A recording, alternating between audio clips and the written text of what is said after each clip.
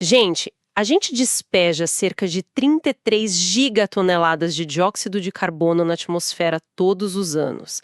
É um número que, nossa, soa imbatível, né? Com certeza, é tipo uma montanha invisível de gás que parece impossível de desfazer. Exato.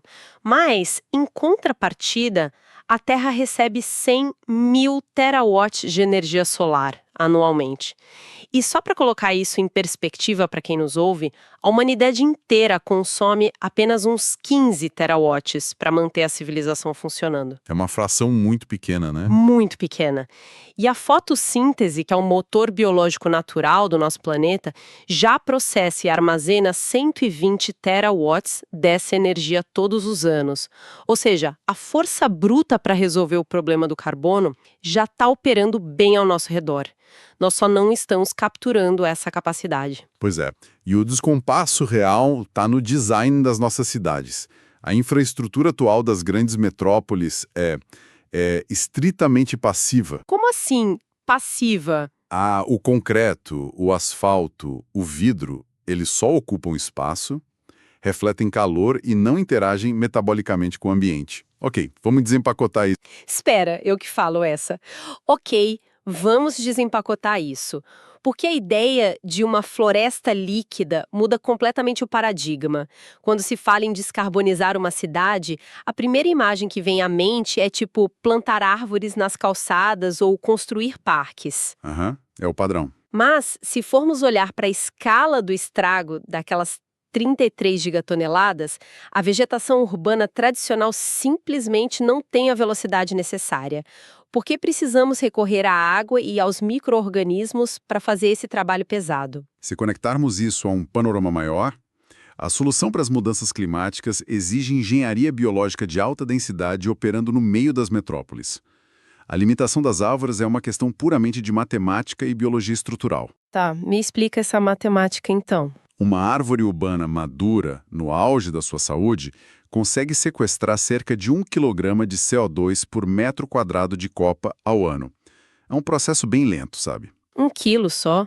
Nossa. Sim, agora, ao utilizarmos microalgas cultivadas em sistemas verticais, que a gente chama de fotobioreatores, essa taxa salta para algo entre 15 e 35 kg de CO2 por metro quadrado de solo ocupado anualmente. Uau!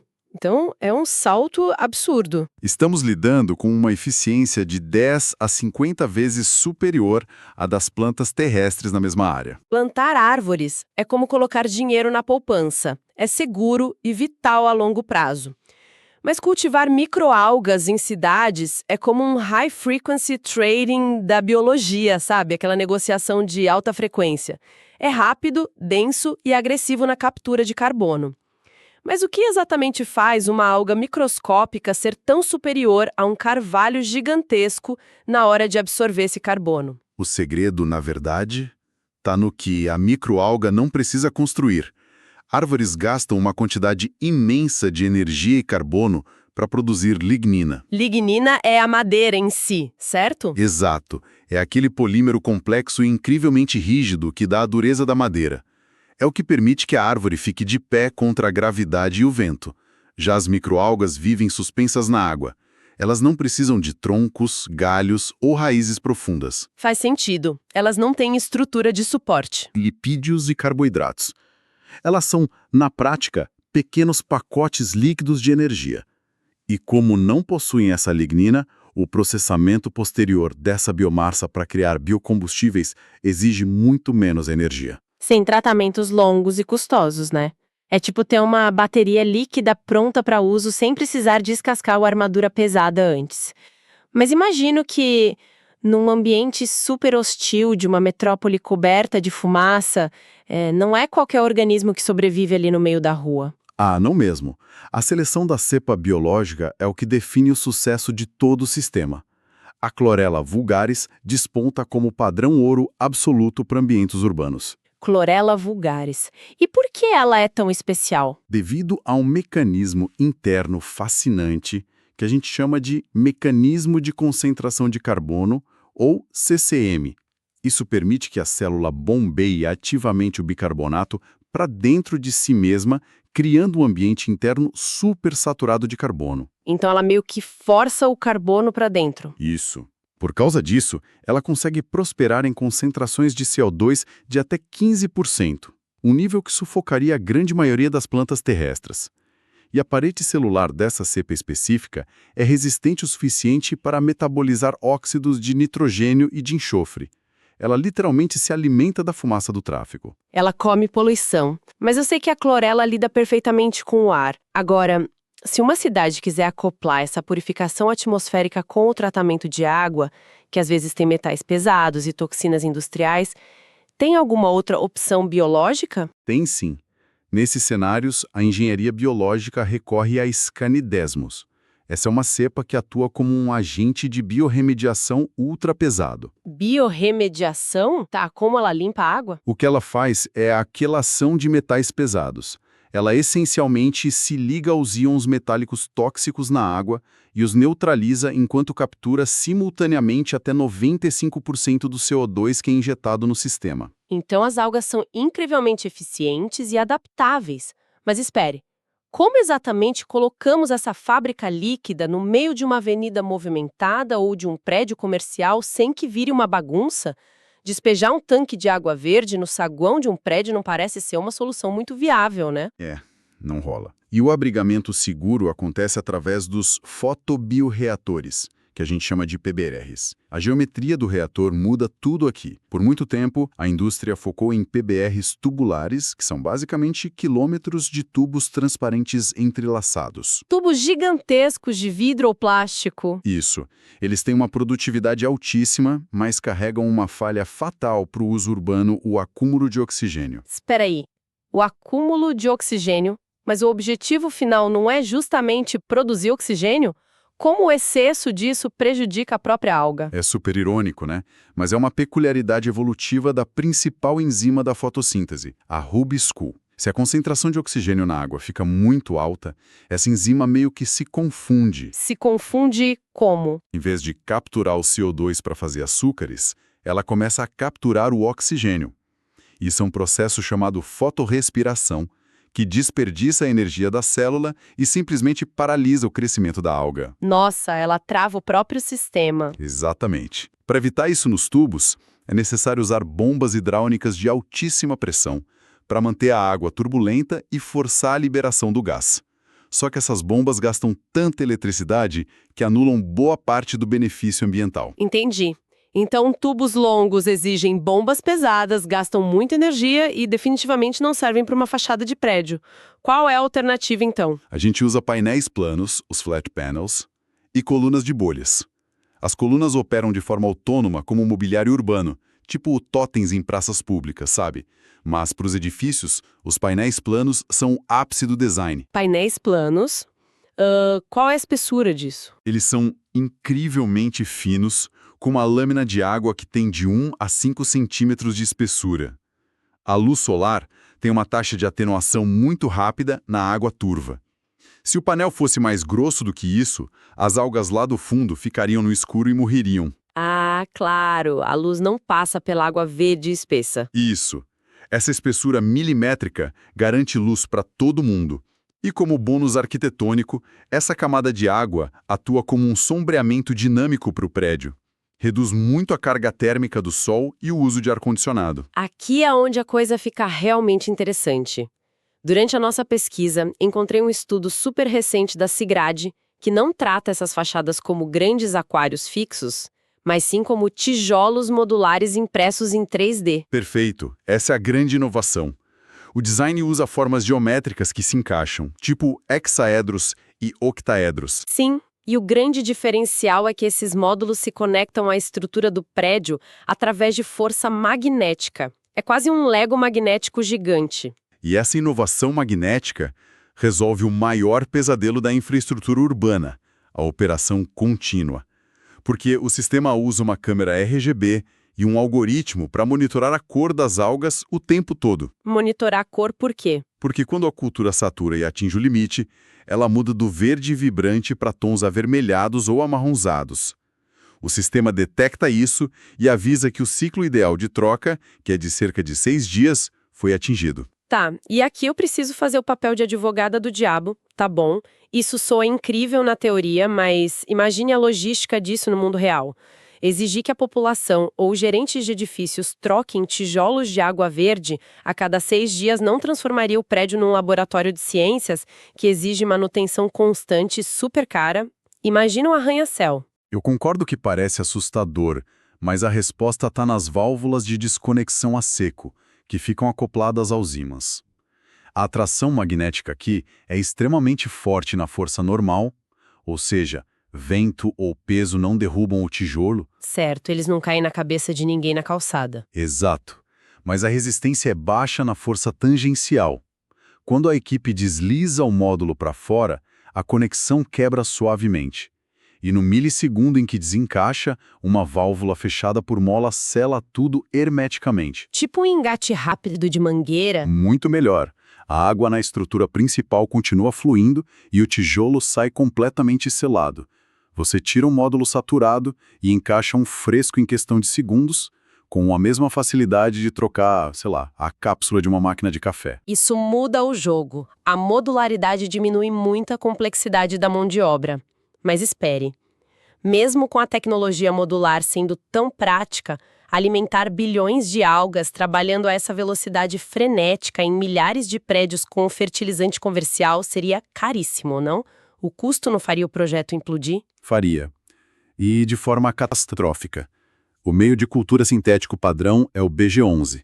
Ele é muito caro porque a síntese de nitrogênio exige processos industriais pesados, tipo o processo de Haber-Bosch. E alimentar uma metrópole com isso seria impossível financeiramente. A matemática não fecha. Para escalar, precisamos de insumos de custo quase zero. E é aqui que um recurso inesperado do interior salva a cidade grande. A casca de arroz. A casca de arroz. É a alquimia perfeita do lixo, porque o dilema ambiental da casca de arroz é enorme. Ela é um poluente massivo que não sofre umidificação natural, porque contém de 82% a 97% de sílica amorfa nas cinzas, certo? Isso mesmo. Ela não apodrece e, se largar no campo, asfixia o solo fértil. Mas, ao pirolizar esse resíduo, ou seja, aquecer sem oxigênio, a gente transforma o problema em solução. Mas não é só queimar, né? Se aquecer a baixas temperaturas, vira biochar, aquele carvão biológico. Mas a mágica acontece numa temperatura bem específica. Sim, a cerca de 650 graus Celsius. Aí obtemos um nanocomposto de silício-carbono com propriedades únicas. A indústria até usa isso para refratários de alta temperatura, pelo método SHS, e para placas de construção sem resinas tóxicas. Legal, os materiais de construção são ótimos. Mas e a comida para as nossas algas? Onde ela entra nisso? Isso levanta uma questão importante. A verdadeira mágica está nos líquidos que evaporam e condensam durante essa pirólise. Esse extrato líquido da casca de arroz é uma sopa rica em carbono orgânico e atua como um meio de cultura de custo quase zero. É o suco da casca de arroz alimentando as cidades. Exatamente. A substituição parcial de meios sintéticos pelo extrato de casca de arroz, misturado com águas residuais, reduz os custos de fertilização em impressionantes 96%. 96%. Estamos pegando um resíduo agrícola que asfixia o meio ambiente com sílica e usando seu extrato para alimentar painéis biológicos nas cidades. É genial. E o que a gente faz com a biomassa que é gerada depois que ela sai lá da fachada do prédio? A biomassa final gerada, agora super rica em algas, definitivamente não é lixo. Ela é um bioproduto de alto valor. Pode ser usada em digestores anaeróbios para gerar biogás para o próprio edifício ou vendida para refinarias para fazer biohidrogênio. Isso fecha um ciclo metabólico urbano completo. O conceito é irretocável do ponto de vista técnico. Fechamos o ciclo. Mas eu tenho um argumento final aqui. Mesmo com tijolos impressos em 3D, válvulas que não vazam e fertilizante feito de lixo de arroz, a infraestrutura inicial, o CAPEX, é caro. Redes de encanamento, câmeras RGB. Quem vai financiar essa revolução biológica nas cidades? Toda revolução tecnológica precisa de um motor financeiro forte. O mercado global de créditos de carbono é o ingrediente final que faz com que os fotobioreatores urbanos passem de projetos exóticos a ativos imobiliários lucrativos. E olhando para os números que a gente pesquisou do relatório de 2034, o mercado é gigante. O mercado global de créditos de carbono foi avaliado em 633 bilhões de dólares em 2024, mas a projeção para 2034 é atingir 10,55 trilhões de dólares. É um crescimento insano, uma taxa de 32,5% ao ano. Exato. E pelo que eu entendi, existem dois mercados puxando isso. Sim, tem o mercado de conformidade, onde indústrias pesadas são obrigadas por lei a compensar emissões, e o mercado voluntário, que é o que mais cresce hoje, impulsionado por promessas de net zero das grandes corporações. E aqui vale uma nota para quem nos ouve que o mercado de carbono e essas regulações governamentais globais geram debates políticos intensos, né? Sem dúvida. Mas o nosso foco na análise é puramente nos dados financeiros. Os números demonstram o tamanho deste mercado como um vetor de viabilidade econômica para tecnologias biológicas, independentemente das perspectivas políticas que o cercam. As empresas estão comprando. Comprando muito. Então, o que tudo isso significa? Significa que, com a biomassa custando cerca de $4,75 a $6,55 por quilo para ser produzida, o projeto se paga bem rápido. Muito rápido. Quando combinamos a venda da biomassa energética com a venda de créditos de remoção de carbono de alta integridade, o que a gente chama de CDR, a conta vira. Esses créditos podem gerar de 50 a 100 dólares por tonelada de CO2 capturada. Isso faz com que o projeto se pague em menos de 10 anos. Então, a fachada do prédio de quem nos ouve pode deixar de ser apenas vidro passivo. Ela pode se tornar um ativo financeiro que produz biohidrogênio, filtra o ar poluído da rua e ainda gera receita pesada através do mercado de carbono. É a transformação do imóvel num motor ativo de receita e de purificação. Incrível! Então, para amarrar tudo o que vimos hoje, saímos de um problema de 33 gigatoneladas de CO2 para uma solução super elegante, onde microalgas vigorosas como a clorela habitam tijolos modulares magnéticos em nossas janelas. Tijolos fáceis de trocar, vale lembrar. Sim, e essas algas são alimentadas por extrato de casca de arroz que custa quase nada, pagando seus próprios custos iniciais através de um mercado de carbono de 10 trilhões de dólares. É juntar os pontos soltos do mundo num sistema só. E pensar sobre isso levanta algo profundo na nossa pesquisa de hoje. Se caminhamos para esse modelo de City as a Biofactory, a cidade como uma biofábrica, onde nossos edifícios se tornam organismos vivos e pulsantes que respiram nossa poluição, digerem nossos resíduos agrícolas e nos devolvem energia e oxigênio, o que isso faz de nós? Nós, os moradores. Exato. Talvez não sejamos mais apenas os construtores da cidade, mas sim as organelas operando dentro do metabolismo desse gigantesco organismo urbano. Nós mantemos a célula viva. Que perspectiva fascinante para se levar adiante. Nós passamos a ser parte da biologia da cidade. Quero agradecer demais a atenção de quem nos ouve até aqui. O convite fica aberto para continuarem curiosos, olhando para os prédios de vidro de um jeito novo e buscando sempre novas perspectivas sobre o futuro que já está sendo desenhado hoje. Até a nossa próxima análise profunda.